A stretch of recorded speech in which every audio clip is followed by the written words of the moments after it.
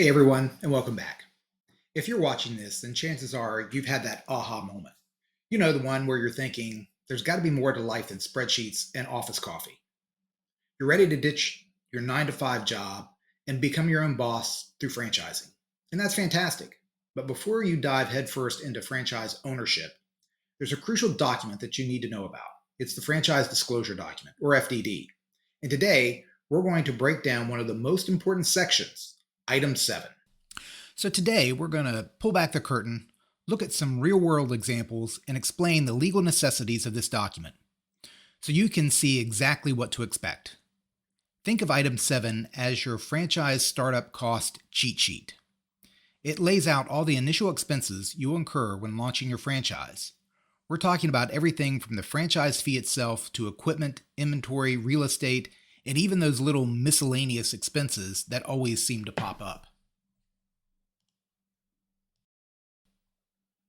Now, why is it so important? Well, imagine buying a house without knowing the closing costs, or planning a road trip without calculating gas and tolls.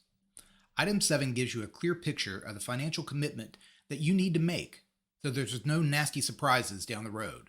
It's like a financial roadmap. You wouldn't start a journey without one, would you? And just like a roadmap, knowing how to read it is just as important as having it. Within Item 7, the franchisor must include a low to high estimate of the estimated cost for a franchisee to establish and open the franchise business. This estimate includes everything from the build-out costs to reserve capital for the first 3 months of operation. The biggest expenses in Item 7 relates to the cost of building out and equipping the franchise business. Now, it's not just a free-for-all. The Federal Trade Commission has specific rules for how Item 7 must be presented. It must be in a tabular format with 5 columns: type of expenditure, amount of expenditure, method of payment, due date of payment, and to whom the payment must be made. The title, Your Estimated Initial Investment, must appear in bold and capital letters. This standardized format ensures that you can easily compare different franchise opportunities. The footnotes here are crucial, so make sure that you read them. They explain whether expenses are refundable, if financing is available, and any other important details.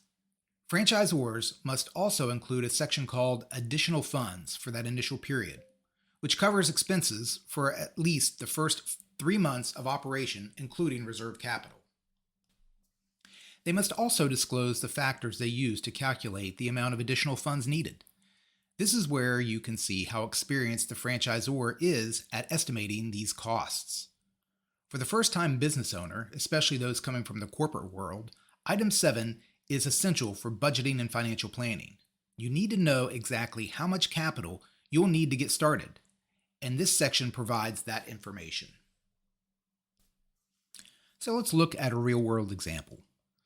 Let's look at a quick service restaurant. Item 7 may show you the cost of commercial kitchen equipment, which can easily run from $50,000 to $150,000. It will also show the cost of initial inventory, maybe $10,000 to $20,000. Then there is the cost of building improvements, and this can vary greatly depending on the location and size of the building. This cost can range between $100,000 and $400,000. So now, let's look and see about a home-based service franchise. Item 7 may detail the cost of initial training, maybe $5,000, your technology package, maybe $2,000, and your initial marketing material, perhaps it's $1,000. Those smaller numbers can quickly add up. This is why you need to know these numbers. You'll need to remember that variations in expenditures are possible. A store in an airport will have different costs than a standalone store. The FDD should account for these variations.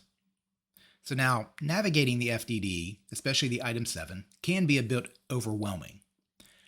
That's where a professional franchise consultant can come in.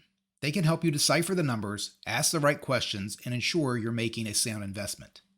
They're like a translator that speaks franchise. A franchise consultant can help you understand the nuances of each line item, explain potential hidden costs, and help you compare different franchise opportunities. They can also help you understand the financial health of the franchisor. So don't be afraid to seek out expert advice. Remember, this is your future we're talking about. So there you have it. We just unlocked another secret of the FDD, and you have the lowdown on item 7. Remember, knowledge is power, especially in the world of franchising. So do your homework, ask questions, and don't be afraid to get help. If you found this video helpful, give it a thumbs up and subscribe for more franchising tips. Thank you once again for joining us. And as always, leave your questions and comments below. We're well on our way to uncovering the mystery of the FDD. So in our next video, we're going to discuss items 8 through 18, building up to the next most important section, which is item 19. I look forward to seeing you then, and until the next time, happy franchising.